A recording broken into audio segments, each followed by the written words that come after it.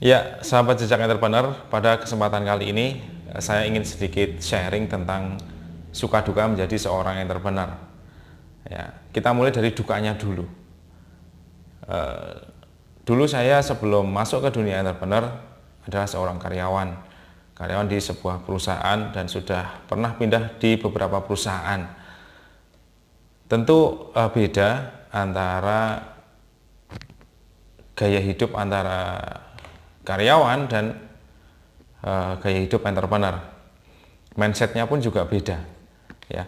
Dan di sini saya tidak bermaksud membandingkan antara satu dengan yang lain, dan juga tidak bermaksud untuk memengaruhi atau mengajak apa yang saya lakukan.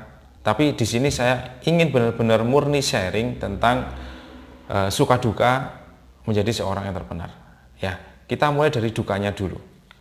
Ya, jadi duka yang pertama adalah tidak memperoleh jaminan kepastian penghasilan. Itu yang pasti. Hal ini berbeda ketika dulu bekerja di sebuah perusahaan atau instansi, itu setiap bulan sudah pasti dapat gaji, dan di situ terjadi perbedaan pola pikir, entah dalam mengatur keuangan atau mungkin bagaimana menetapkan target-target dalam kehidupan. Itu sangat beda, ya. Jadi nomor satu adalah tidak bisa memperoleh jaminan penghasilan yang pasti, ya. Kemudian yang kedua, tidak ada jaminan pensiun, ya, tidak ada jaminan pensiun. Kalau karyawan atau pegawai, tentu ya ada tunjangan pensiun, ya. Ada yang bekerja di perusahaan atau mungkin sebagai pegawai pemerintah, ada tunjangan pensiun. Tapi seorang entrepreneur mungkin dia tidak dapat pensiun, kecuali dia memutuskan menjadi entrepreneur atau masuk ke dunia entrepreneur itu setelah dia pensiun, ya, sehingga dia dapat uang pensiun, dia memulai karir entrepreneur. Itu beda lagi. Tetapi ketika memutuskan terjun ke dunia entrepreneur, apalagi sejak muda, tentu tidak berpikir akan mendapatkan pensiun. Satu-satunya pensiun yang ia dapatkan adalah ketika bisnisnya berhasil dan mampu menghasilkan passive income, dan dia mempunyai investasi yang banyak. Investasi itu menghasilkan income bagi dia di kemudian hari ketika dia sudah tua, ya. Itulah pensiunnya entrepreneur, ya. Kemudian yang ketiga adalah harus belajar lebih keras tentang sesuatu hal-hal yang baru, ya. Jadi dulu saya berpikir bahwa ketika saya sudah resign dari pekerjaan dan masuk ke dunia entrepreneur, mungkin tidak perlu belajar lagi, ya, tinggal berdagang, berbisnis gitu aja. Tapi ternyata semua juga butuh ilmu, dan itu harus belajar lagi, ya. Jadi seorang entrepreneur harus mau untuk hardly studying, hardly working, ya. Jadi think harder, berpikir lebih keras, belajar lebih keras, dan bisa jadi bekerja lebih keras untuk menjalankan usahanya, ya. Jadi mungkin awalnya saya berpikir bahwa menjadi entrepreneur itu mudah, tetapi tidak semudah yang saya bayangkan, ya.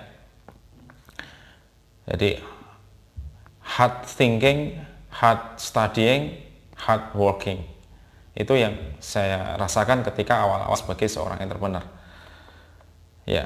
Kemudian yang selanjutnya, entrepreneur juga mempunyai tanggung jawab yang lebih besar.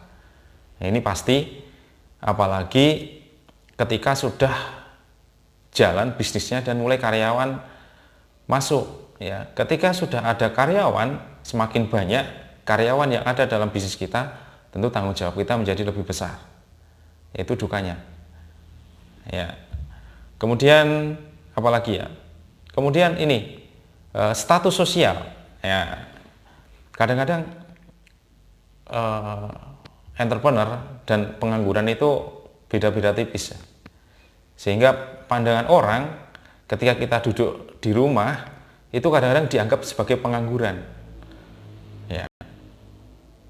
Meskipun di rumah kita produktif. Ya, seorang internet marketer jualannya mungkin di rumah. Kadang-kadang dari luar dia dianggap masyarakat itu sebagai orang pengangguran. Ya, jadi secara status sosial kadang-kadang tidak jelas antara entrepreneur dan pengangguran. Ya, dan itu sudah menjadi resiko. Kemudian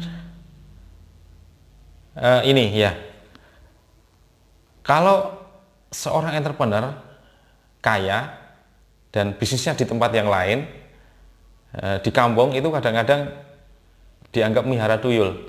Ya, jadi ketika mungkin istri bisa belanja banyak atau bisa beli ini itu, bisa bangun ini itu, propertinya nambah dan sebagainya, sedangkan bisnisnya tidak tahu di mana atau mungkin bisnisnya tidak kelihatan dari masyarakat luar, itu kadang-kadang kita dianggap memelihara tuyul. Itulah dukanya entrepreneur, ya. Tapi asik, ya. Kemudian yang nomor 8, ya, duka yang nomor 8 yang saya rasakan adalah dalam kondisi terpuruk. Ya, kadang-kadang ada masanya tidak mesti naik gitu ya. Seorang entrepreneur kadang-kadang berada dalam titik terpuruk, entah dalam kehidupannya, entah dalam bisnisnya. Ya, bisnis itu naik turun. Di saat titik terendah, kadang-kadang tidak ada yang mendekat. Dan tentu kamu juga akan merasa sendirian. Kamu akan feel so lonely. Ya, bisa jadi kamu dikucilkan oleh orang-orang terdekat kamu ketika kamu bangkrut, atau teman-temanmu tidak mau mendekat, ya. Itu adalah resiko entrepreneur, ya. Atau mungkin ada teman-teman yang lain yang melihat video ini mungkin mau menambahkan, silahkan komentar di kolom komentar, kira-kira duka apa saja yang Anda alami ketika Anda menjadi seorang entrepreneur. Ya, di part berikutnya nanti saya akan bikin video tentang sukanya menjadi entrepreneur. Ya, kali ini kita bahas dukanya dulu. Oke, sampai di sini vlog saya, mungkin vlog yang unfaedah, tetapi untuk mengisi di kala PSBB seperti ini, di kala pandemi seperti ini, di rumah harus tetap produktif, harus tetap menghasilkan. Salam bangkit dan bermartabat.